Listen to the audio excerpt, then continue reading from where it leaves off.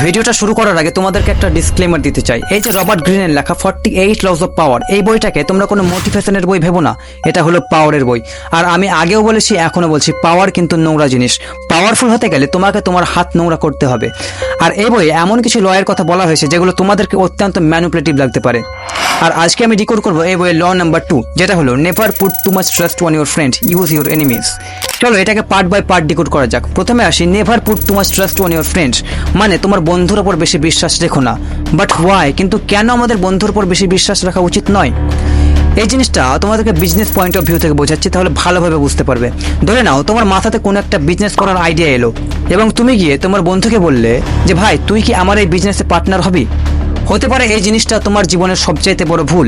কারণ আমরা যখন আমাদের কোনো একটা কাছের বন্ধুর সঙ্গে বা আত্মীয় স্বজনদের সঙ্গে বিজনেস করি, তখন কিন্তু আমরা তাদের মিস্টেকগুলো লুকাই এবং ভাবি যে এই ভুলগুলো তাদেরকে বললে হয়তো তাদের খারাপ লাগতে পারে বা তাদের সঙ্গে আমার সম্পর্কটা নষ্ট হতে পারে। এই ভেবে কিন্তু তাদের মিস্টেকগুলো, তাদের ভুলগুলো আমরা তাদেরকে বলি না, তাদের কাছ থেকে লুকাই। আর একটা কথা মাথায় ঢুকিয়ে নাও, যতদিন না পর্যন্ত তুমি তোমার ভুলের উপর কাজ করবে, ততদিন না পর্যন্ত তুমি কিন্তু জীবনে এগিয়ে যেতে পারবে না, তুমি জীবনে সাকসেসফুল হতে পারবে না। বাট তুমি কিভাবে তোমার ভুলগুলো খুঁজবে? তুমি কিভাবে বুঝবে যে তুমি কোন জিনিসটা ভুল করছো? এই জিনিসটা খোঁজার জন্য সবচাইতে বেস্ট হলো ইউজ ইউর এনিমিজ, মানে শত্রুদের ব্যবহার করতে শেখো। কিন্তু শত্রুদের কিভাবে ব্যবহার করা যায় এই জিনিসটা বোঝার জন্য তোমাদেরকে একটা গল্প শুনতে হবে। একসময় হিরো নামের এক সম্রাট ছিল। সে একটা প্রস্তাব নিয়ে তার শত্রুর রাজ্যে যায় এবং তাকে সেই প্রস্তাবটা দেয়। তার শত্রু সেই প্রস্তাবটা গ্রহণ করে। সেই খুশিতে কিন্তু তারা একে অপরের সঙ্গে হাত মেলায়, কোলাকুলি করে। কোলাকুলি করার সময়, গলায় লাগার সময় তার শত্রু বলে যে হিরো, তোর মুখ থেকে এত দুর্গন্ধ বেরোচ্ছে কেন? এই কথাটা শুনে হিরো কিন্তু প্রচন্ড রেগে যায় এবং সে সেখানে কিছু করে না, কারণ সে শত্রুর রাজ্যে ছিল। তাই সে সর্বপ্রথম তার রাজ্যে ফিরে এসে তার রানীকে জিজ্ঞেস করে যে আমার মুখ থেকে দুর্গন্ধ বেরোয়, সেটা তুমি আমাকে বলোনি কেন? রানী এটা শোনার পর বলে যে মহারাজ, আমি আপনাকে ছাড়া কোনো পুরুষের দিকে তাকাই না, আমি আপনাকে ছাড়া কোনো পুরুষের কাছে থাকি না। আমি ভেবেছি যে আপনার মুখ থেকে গন্ধ বেরোচ্ছে, মানে হয়তো সমস্ত পুরুষের মুখ থেকেই গন্ধ বের হয়। রাজা ভাবে হ্যাঁ, এটা তো ঠিকই বলছে।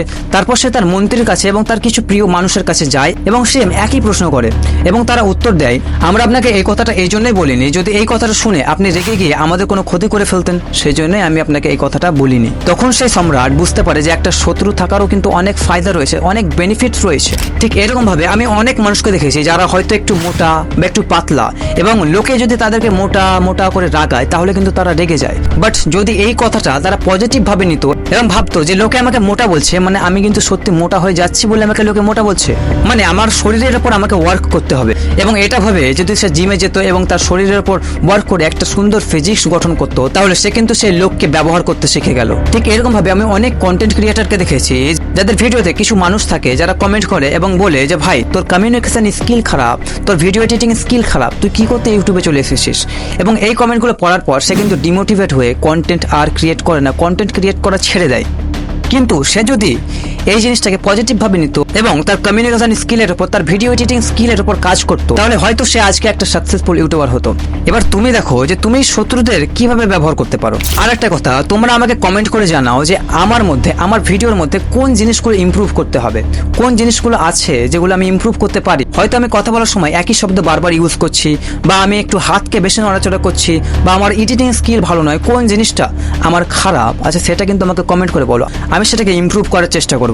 আর তোমরা যদি এই বইয়ের আরো লয়ের ব্যাপারে জানতে চাও তাহলে এই চ্যানেলটাকে সাবস্ক্রাইব করে দাও, কারণ আমার গোল এই মাসে 1000 সাবস্ক্রাইবার পূরণ করা। আর এই গোলটা তোমাদের সাপোর্ট ছাড়া কিন্তু আমার সম্ভব নয়। So please do subscribe.